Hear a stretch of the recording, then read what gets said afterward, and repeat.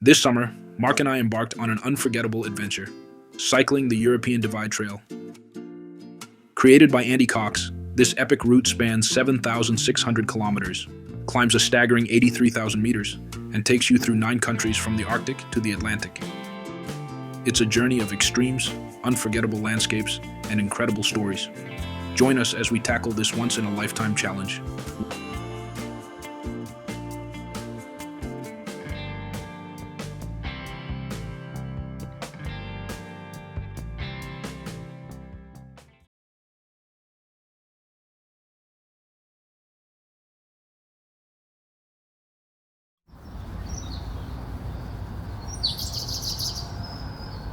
We started the morning with an icy swim in the lake, our favorite way to wake up.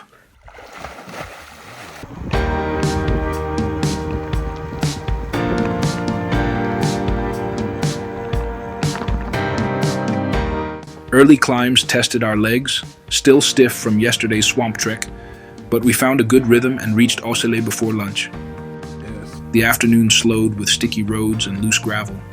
Just as we thought we'd struggle to find a campsite, a sign led us to a hidden lakeside spot. With a pier, toilets, and even changing cabins, it was perfect.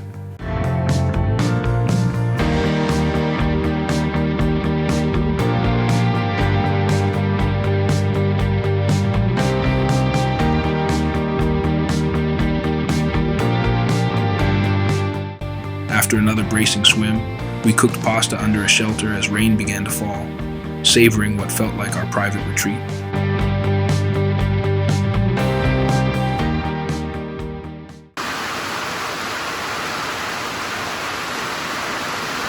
We woke to an ominous forecast, and sure enough, rain began minutes after stepping out of our tents. Taking shelter in a changing cabin, we packed up while staying dry. A quick morning swim in the lake, because we'd be soaked anyway, set the tone for a day of dodging storms. Just 2 kilometers from our lunch stop, the skies opened, soaking us in minutes. After sheltering at a church and warming up with soup in a park, we managed to dry out in the rare afternoon sun. The afternoon brought more gravel roads and steady climbs, but the rain held off, and we avoided the distant thunder.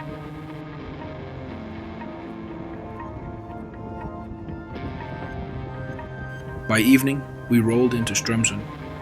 While the town felt eerily quiet, the camping spot by the lake and pool marked another successful day.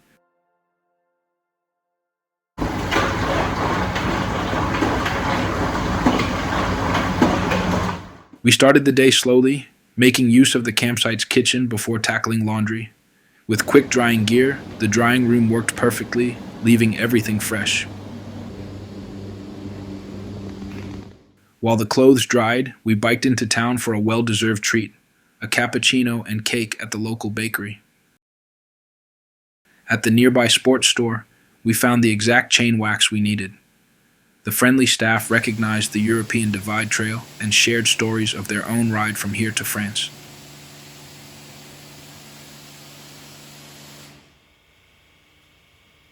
Back at the campsite, we finished laundry, cleaned our bikes, and did some minor repairs.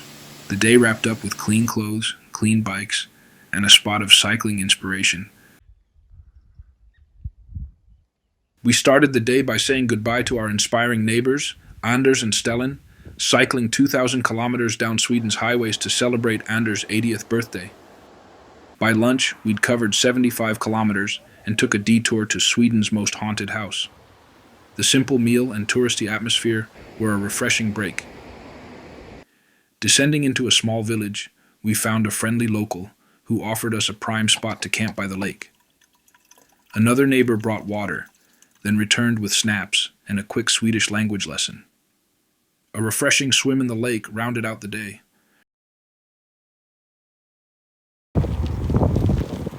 We slept peacefully in our Swedish host's yard, waking to a quiet breakfast by the lake. Just before Bracca, the scent of barbecue lifted our spirits. We'd found a steakhouse. A hearty meal in the sun was exactly what we needed to recharge. Skipping the Bracca camping, we ventured into a nature reserve, searching for a secluded spot. At a large lake, we found the perfect place to pitch our tents and dive into the water.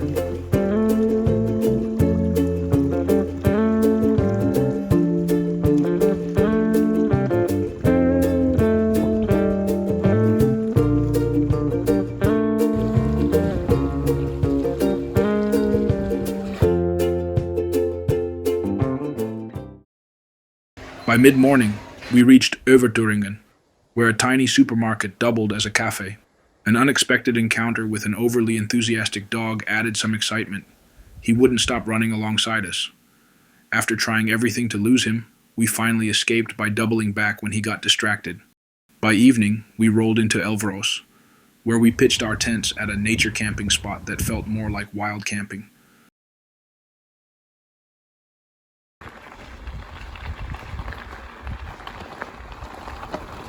The day started wet, with heavy rain pounding our tents overnight.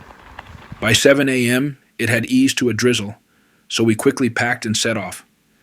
The scenery shifted immediately. Moss-covered forest floors and towering pines replaced the gravel paths of earlier days.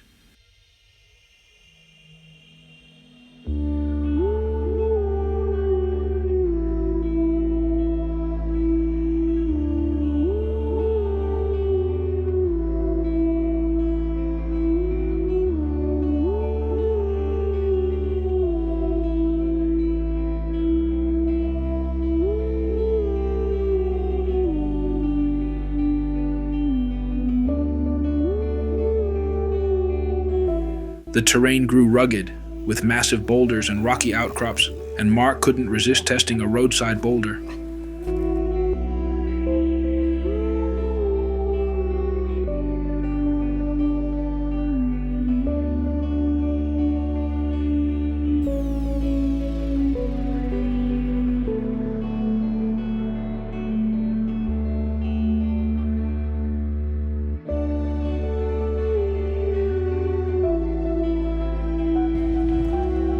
By late morning, the rain stopped, and we rode under brightening skies.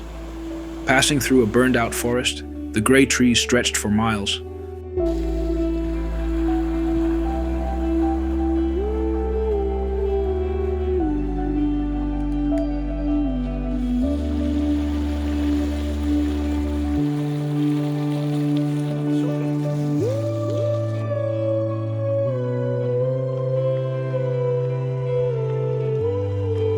The dry afternoon brought new challenges: loose sand and technical gravel littered with rocks and puddles.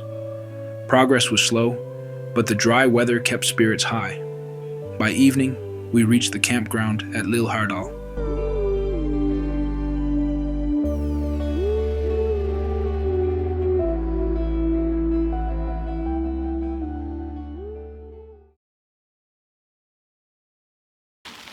The first 20 kilometers felt effortless, but then the rain began, growing heavier as the day wore on. Shelters provided brief respite, but with no lunch spots in sight for 82 kilometers, we snacked on bananas and muesli bars to keep moving.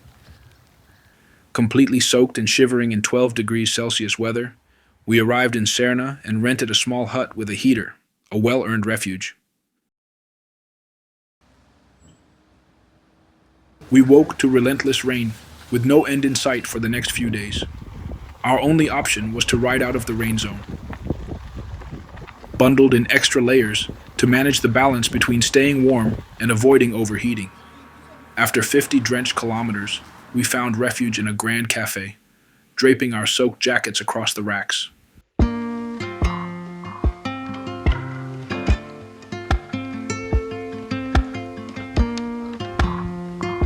Nearing the Norwegian border, we saw distant ski slopes and decided to stop at a campsite, the last one for a while. Renting a room again, we dried out and learned from the owner about local bears. While they generally keep their distance, stories of close encounters added a thrilling backdrop to our rainy journey.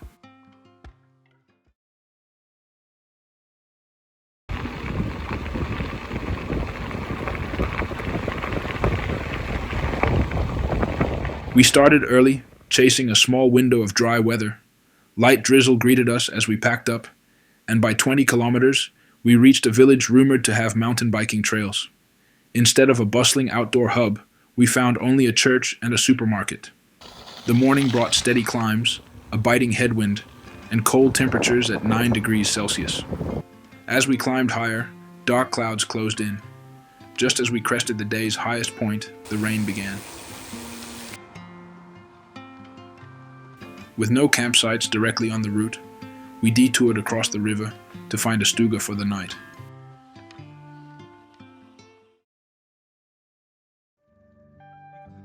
By late morning, the rain eased and we found a gem, a summer cafe run by Dutch owners. With espresso, apple cake, and sunshine, it was the perfect recharge stop. But the climbs kept coming, and just before the next village, the rain returned. Soaked, we dashed into a supermarket 5 minutes before closing and enjoyed lunch under its awning. By evening, we reached a lakeside spot and secured permission to camp from a local. He was so moved by our gift of chocolate as thanks that he later brought wood and matches for a fire, urging us to dry out. After a refreshing swim, we ended the day warmed by his kindness.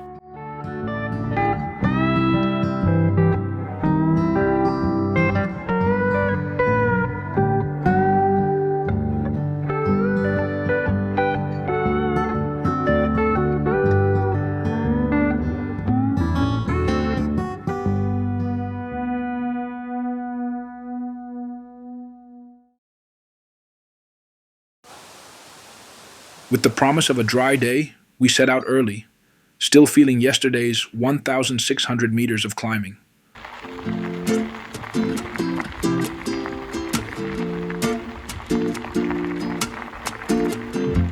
A muddy footpath and steep climbs kept us on our toes as we made our way to Charlotteburg, a shopping hub for Norwegian bargain hunters.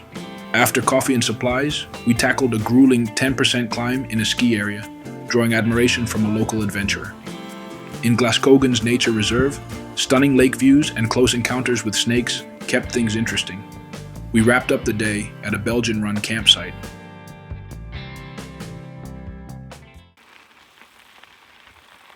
We left the bustling Belgian Run Campsite under clear blue skies and cycled through serene forests and shimmering lakes surrounded by well-kept vacation homes.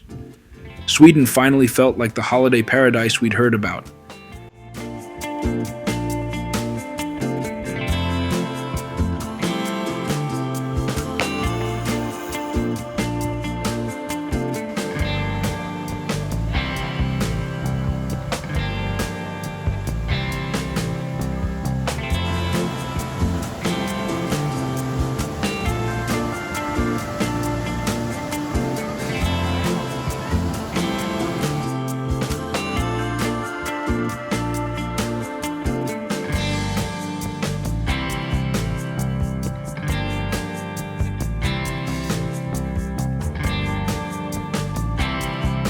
The afternoon brought more farmland and quirky, cluttered farmyards before we hit a steep, rain-soaked mountain biking trail.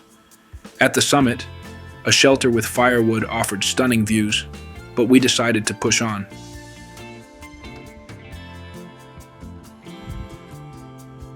By evening, we set up camp at a quiet shelter deep in the woods.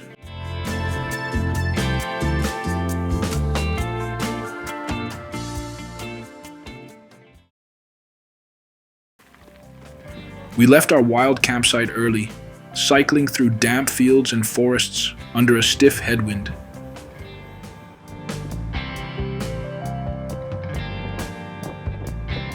The final stretch to Gothenberg paralleled the highway, with noise and wind adding to the challenge. Navigating a detour around roadworks, we finally rolled into the city after 2,800 kilometers in 28 days. Meeting our goal of averaging 100 kilometers per day.